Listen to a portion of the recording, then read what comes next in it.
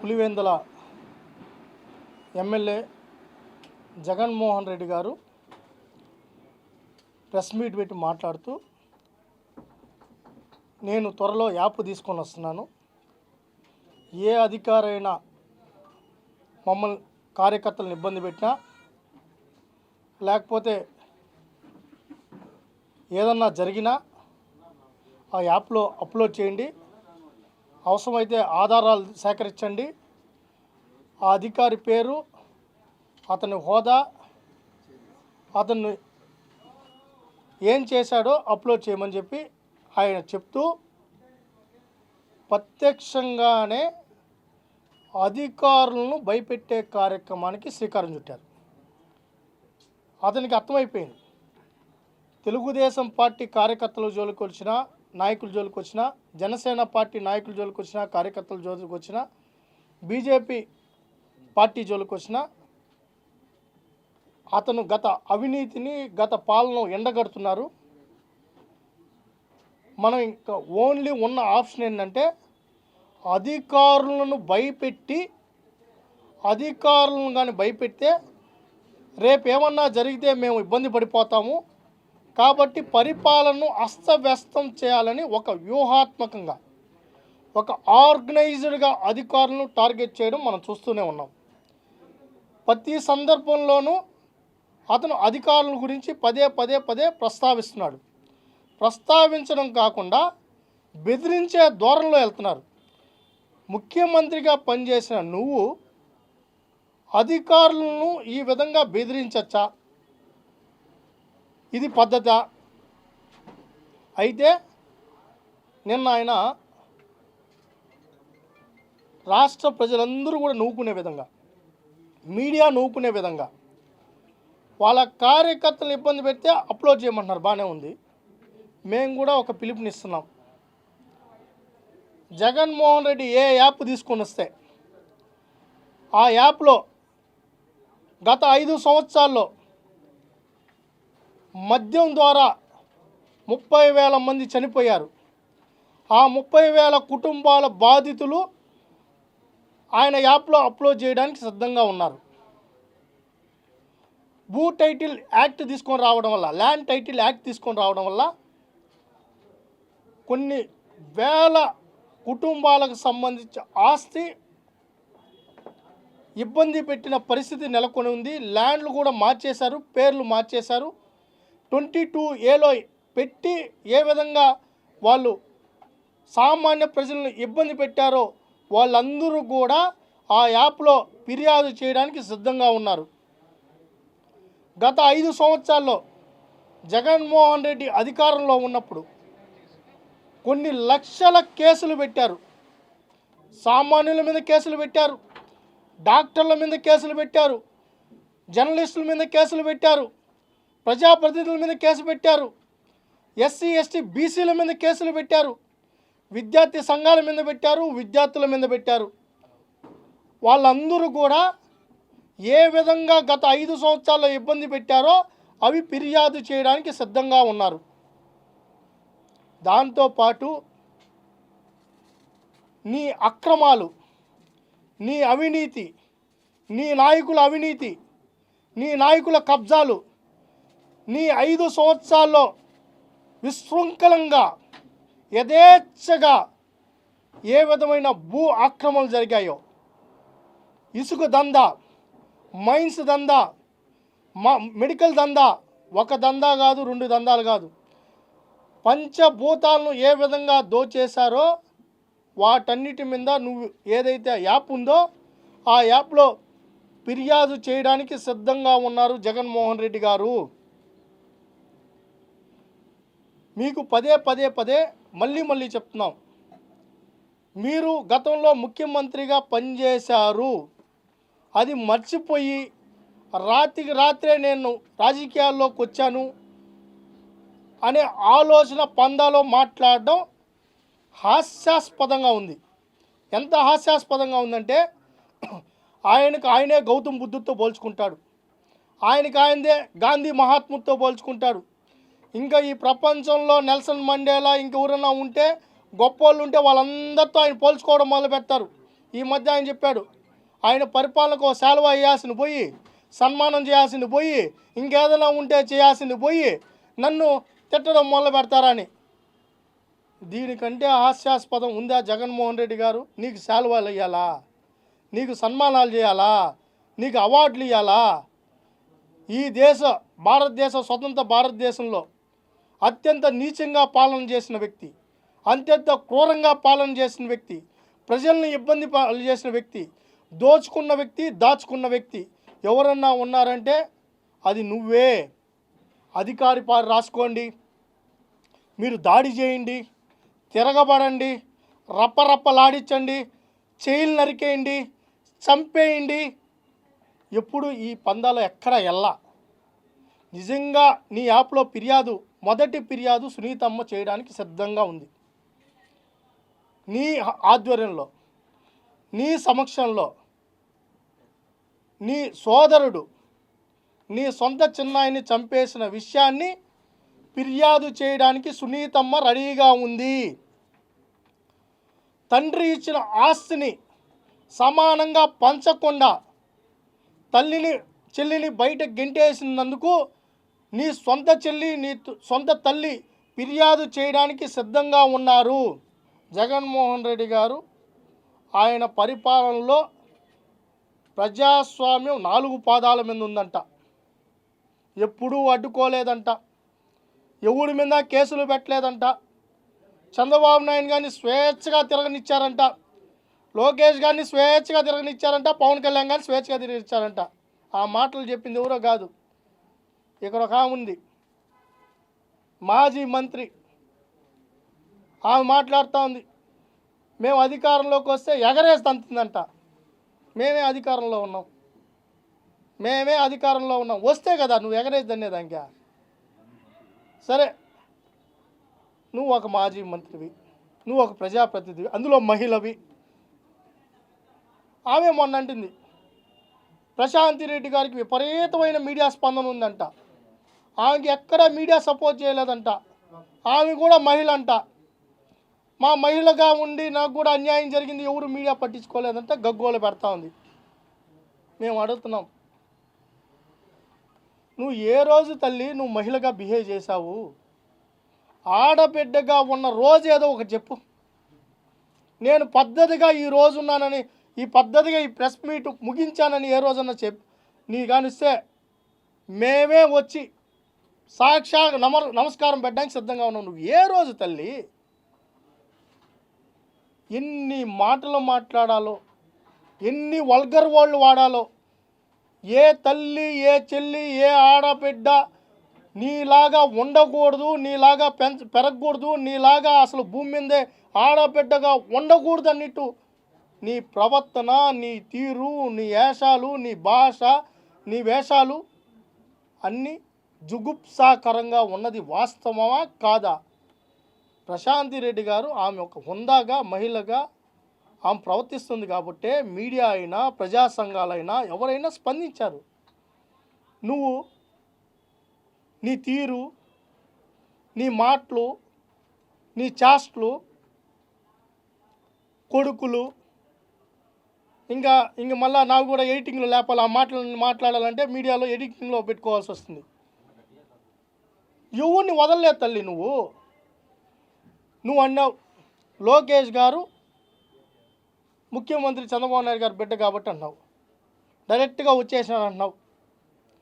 మరి నువ్వు సినిమా నటిగా ఉంటే మీ నాయన కానీ, మీ తాత కానీ, లేకపోతే మీరు మీరు ప్రజాసేవ చేశారమ్మా? ఏ ఊర్లో మీరు చారిటీ ఏం సేవ చేశారు? ఎవరికన్నా ఏమన్నా చేశారా? చంద్రబాబు నాయుడు గారు పుణ్యమాని నిన్ను మహిళా అధ్యక్షురాలుగా చేస్తే నీకు గౌరవం, గుర్తింపు వస్తే, ఆ రోజు సొంత తమ్ముడు రామ్మూర్తి నాయుడు గారిని కాదని నీకు చంద్రగిరిలో టికెట్ ఇస్తే నీకు గుర్తింపు, నీకు గౌరవం, లేకపోతే నీ మొహం చూసేవాళ్ళు ఎవరు?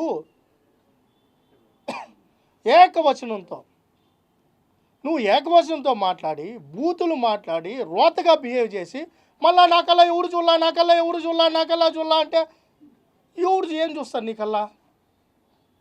ఎగిరి తంతుందంట.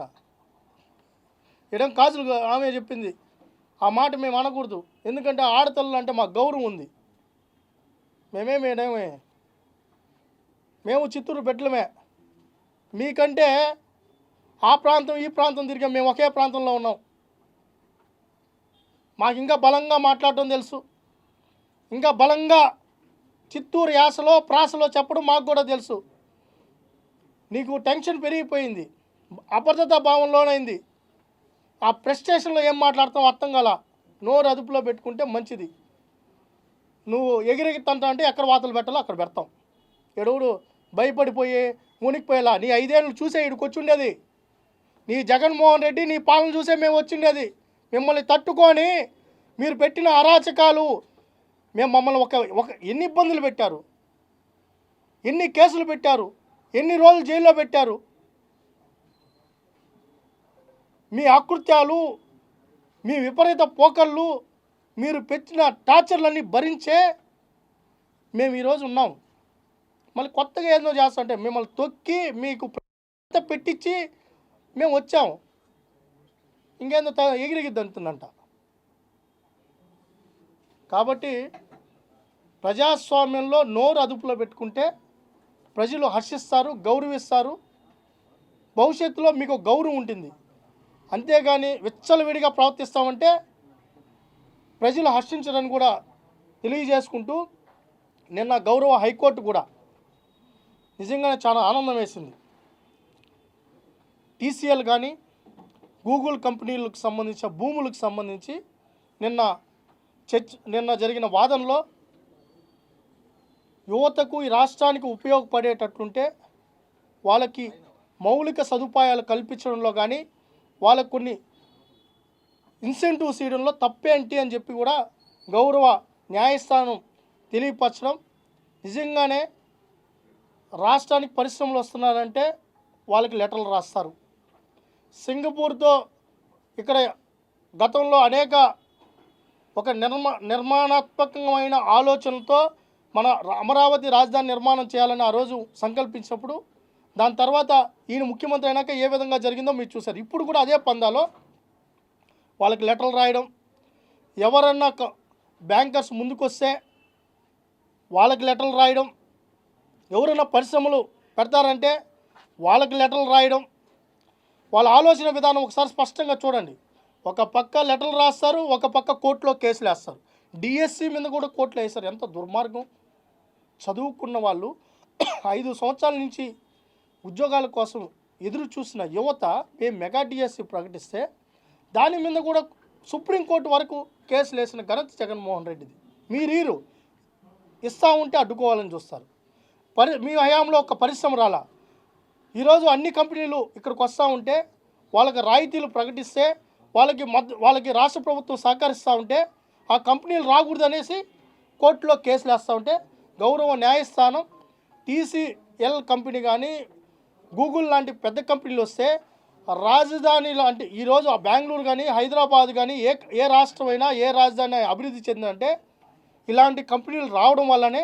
అలాంటి కంపెనీలు రావాలి, అలాంటి కంపెనీలకి ప్రభుత్వాలు సహాయ సహకారాలు అందించాలి. దాంట్లో తప్పేముంది? ఇలాంటి పోకళ్ళు మంచిది కాదని చెప్పి గౌరవ న్యాయస్థానం కూడా ఎవరైతే వైసీపీ మద్దతుదారులు వేసిన పిటిషన్ కూడా వాళ్ళ దాని మీద మాట్లాడడం కూడా ఈరోజు రాష్ట్ర ప్రజలుగా హర్షిస్తున్నాం. ఏదేమైనప్పటికీ ఈరోజు కూడా నెల్లూరులో అసలు గతంలో కూడా చంద్రబాబు నాయుడు గారిని ఇదే తిరుపతి ఎయిర్పోర్ట్లో అరెస్ట్ చేసి నేల మీద కూర్చోబెట్టి ఆయన్ని ఇబ్బంది పెట్టారు. ఆ రోజు కూడా మేము ప్రతిపక్షంలో ఉన్నాం. మేము శాంతియుతంగా ప్రశ్నించామే తప్ప విధ్వంసానికి కానీ అరాచకాలు చేయడం కానీ పబ్లిక్ని ఇబ్బంది పెట్టడం కానీ లేకపోతే ప్రభుత్వ యొక్క ధనంతో ఏదైతే ఉన్నాయో వాటిని ధ్వంసం చేయడం కానీ మేము ఎక్కడా చేయలేం.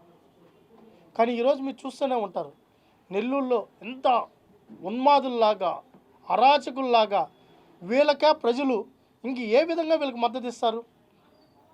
అంత మద్యం పోసి బిర్యానీ పట్టాలు ఇచ్చి వాళ్ళని ఒక మత్తులో అక్కడికి తీసుకెళ్ళి పోలీసుల మీదకి రెచ్చగొట్టే విధంగా ఈరోజు మేము నిజంగా అడ్డుకోవాలంటే ఆ రోజు చంద్రబాబు నాయుడు గారిని ఇంటి గేటు కాడ తాళం కట్టిన వ్యక్తి నువ్వు.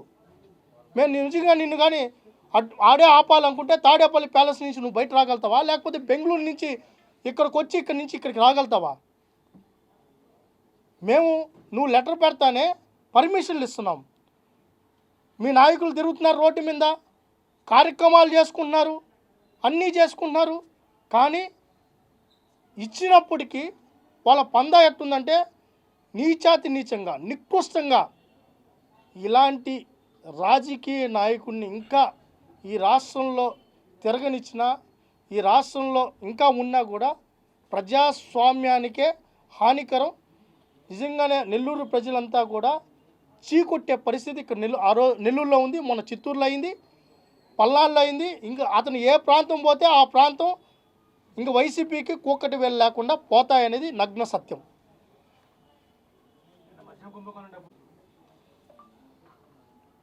వాళ్ళు ఇచ్చిన ఏదైతే అతను దానికి సంబంధించిన ఏ పార్టీకి సంబంధించిన అతను దాంకొన్నాడు. ఎయిర్పోర్ట్కి వస్తానే అతను వస్తున్నాడని తెలిసి పోలీసులు అతన్ని కస్టడీలోకి తీసుకున్నాక వాళ్ళే ఒప్పేసుకుంటున్నారు. ఎక్కడెక్కడ డెన్స్ ఉన్నాయి, ఏ ప్లాట్లో ఎంత పెట్టారు, ఎంతెంత ట్రాన్సాక్షన్ జరిగింది. ఇప్పుడు మాటలతో మేము వాళ్ళలాగా ఫస్ట్ 300 కోట్లు అన్నారు, 100 కోట్లు అన్నారు, 30 కోట్లు అన్నారు. చంద్రబాబు నాయుడు గారి కేసు లాస్ట్ 3 కోట్లు అన్నారు. లాస్ట్ చూస్తే ఏమీ లేదు. ఈరోజు ఆధారాలతో కూడా ఎక్కడ డబ్బు దాచారు, ఎలక్షన్ టైంలో ఎక్కడెక్కడ డబ్బులు తీసుకున్నారు, వాళ్ళ ఫోన్లో వీడియోలు తీసుకున్న ఆధారాలతో కూడా ఈరోజు కోర్టు మీద అక్కడ స్వతంత్ర ఏదైతే సమస్యలు ఉన్నాయో పెడుతున్నాయి. దాంట్లో రాజకీయ ప్రమేయం ఏం లేదు. వాళ్ళలాగా చంద్రబాబు నాయుడు గారు అరెస్ట్ అయినప్పుడు టపాసులు కాల్చినట్టు మేము ఎక్కడ ఈ జిల్లాకు సంబంధించిన వాళ్ళు కూడా ఒకరిద్దరు నాయకులు అరెస్ట్ అయినారు. మేము ఎక్కడా కూడా దానికి అరెస్టుల గురించి మేము ఎక్కడ మాట్లాడాల. చట్టం తన పని దాన్ని చేసుకొని పోతుంది. ఎవరు తప్పు చేస్తుంటే వాళ్ళ చట్ట పరిధిలో ఆ చట్టం ఏవైతే ఉందో దానికి శిక్షార్హులు అవుతారు. వాళ్ళలాగా రోడ్ల మీదకి వచ్చి టపాసులు కాల్చి సంబరాలు చేసుకుని స్వీట్లు పంచుకోవాలా. మేము రాజకీయ ప్రత్యర్థులుగానే చూసాం తప్ప వ్యక్తిగతంగా మేము ఎక్కడ ప్రత్యర్థులుగా చూడాల. ఈరోజు 30,000 కుటుంబాల తాళి బొట్టును తెంచేసి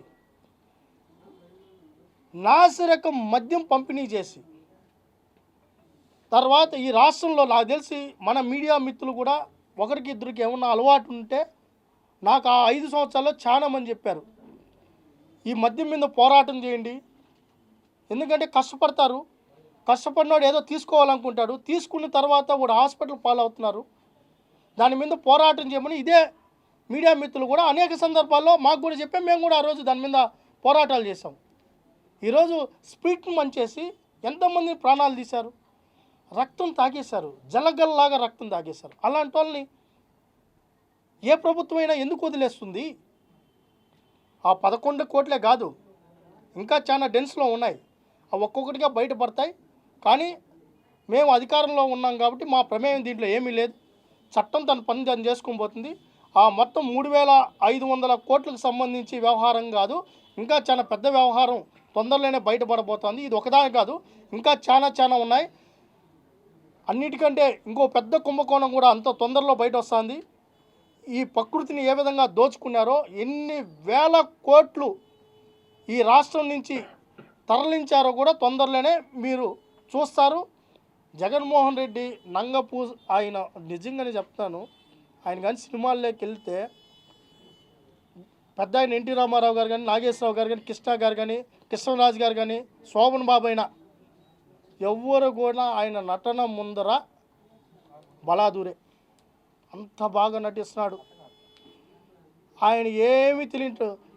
ఏందబ్బా, ఏం జరిగింది తప్పు, అక్కడ ఏం జరిగింది, వాళ్ళకంటే మేము బాగా చేసినాం కదా, వాళ్ళకంటే మద్యం తక్కువ రేట్లకు అమ్మినాం కదా, ట్యాక్స్ ఎక్కువ వేసినాం కదా, మద్యాన్ని తగ్గించినాం కదా. ఎవరయ్యా మేము అంటున్నాం? అన్నిటికీ ఫోన్పే గూగుల్ పే వాడాలి, నేను బటన్ నొక్కాలి, బటన్ నొక్కితే డబ్బు డైరెక్ట్గా పడిపోతున్నాను నువ్వు. మరి ఎందుకు మనీ క్యాష్ అండ్ క్యారీ చేశావు? డబ్బు తీసుకున్నావే, ఎందుకు తీసుకున్నావు జగన్మోహన్ రెడ్డి? కట్టలు ఎందుకు కట్టావు? దానికి సమాధానం చెప్పి నీ నంగనాచి మాటలు మళ్ళీ మాట్లాడు.